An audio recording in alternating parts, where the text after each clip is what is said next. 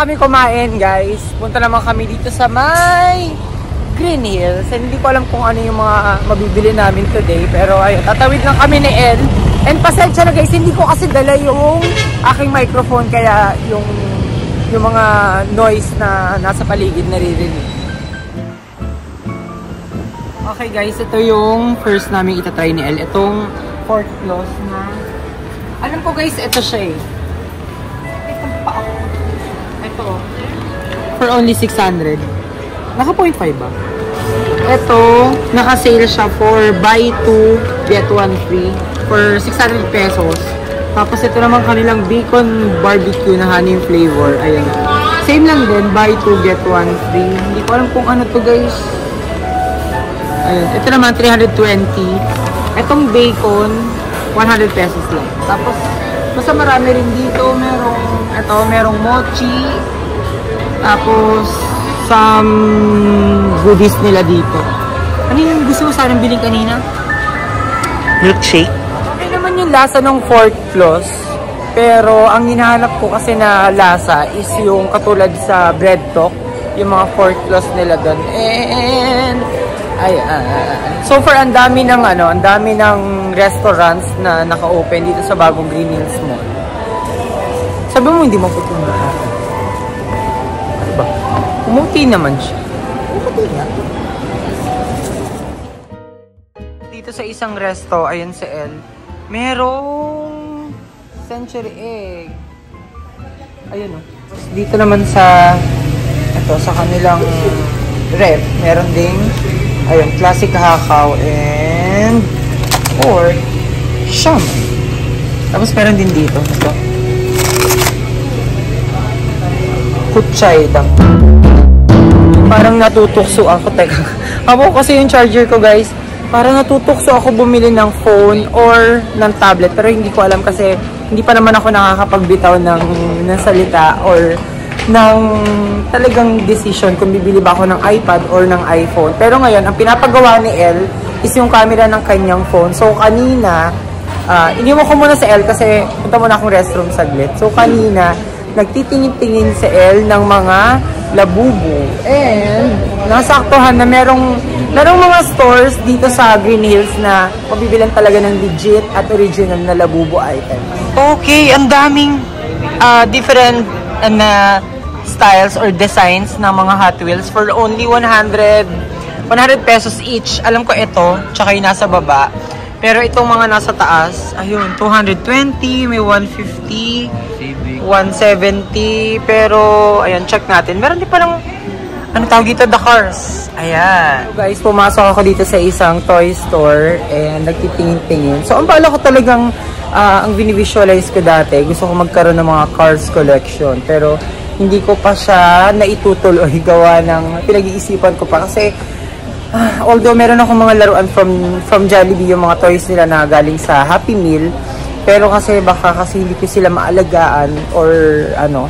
Yung iba sa mga toys ko from fast foods, nandun lang, nakatambak sa condo ni El. And ngayon, nagtanong ako ng labubu. So, ang price dito ay 3,000 plus.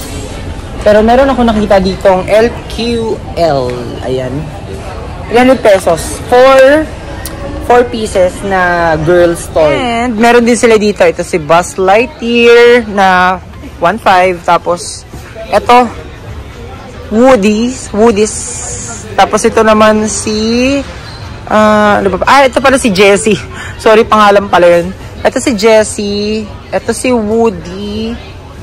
Tapos, ito, Buzz Lightning. Tapos, iba't ibang toys. Tapos, ito. May mga panlalaki, meron pang babae. Tapos, meron ding, ito.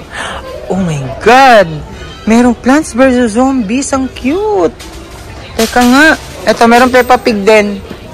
For only 250 pesos. Ayan siya. Ang daming laruan, guys. Tapos, meron pa ditong set. Ito. Tables with foods. Meron din. Tapos, ayun, ito. Mga animals. Available na lang nila is itong version na have a seat. Yung nakaupo na labubu. Tapos meron din sila ditong Powerpuff. Tapos Lilas Zoo. Ito guys, ang cute. Ito, 3,500. Ito naman is 8,999. So 9,000 Tapos ito, 11.5 for Wings of Fortune. Tapos ito, ang cute guys kasi Plants vs. Zombies. Pero ito lang yung kanilang variant. Oh, meron din palang Cozy Life. Ayun, ito naman Teddy Bear, Pig. Tapos ito, Lazy Yoga. Ayan, yung yoga. Tapos itong Sunset Concert.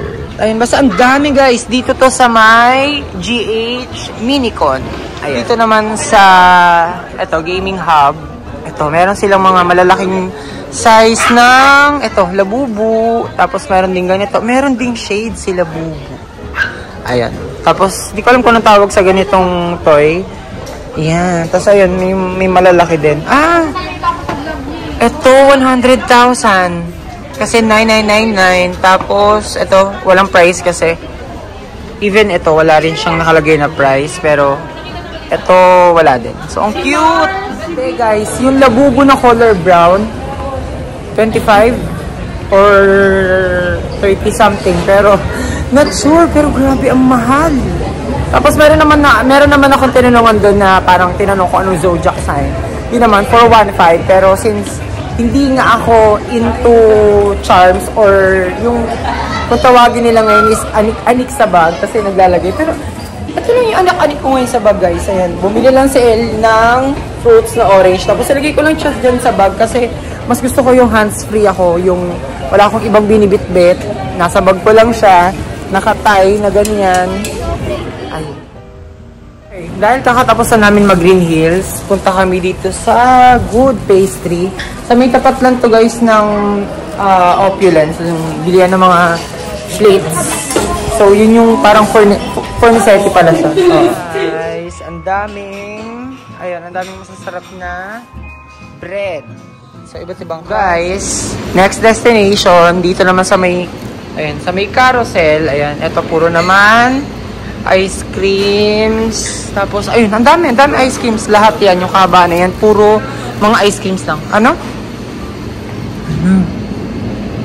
Guys, sige yung flavor. Ano pa yung lasa niya? So, napag-desisyon na namin ni Elle na kumain na lang dito sa Lanhapa. Pero hindi na kasi kami nagtuloy dun sa Good Pastry Cafe. Gawa ng konti lang yung mga choices ng mga pastries nila.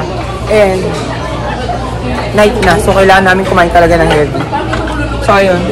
Kumukuha lang si Elle ng mga ilalagay namin doon sa hotpot dito sa may Lanhapa. Pa rin naman ng dati. Ayun. Ay, love, ito. Nakakuha na pala siya. So, ito lang naman. Walang pinagbago doon sa previous vlog. And, ayun. Wala lang dory. So, kuha ako ng beef. May beef na. Ito. Pwede ata ito kainin ng Roy.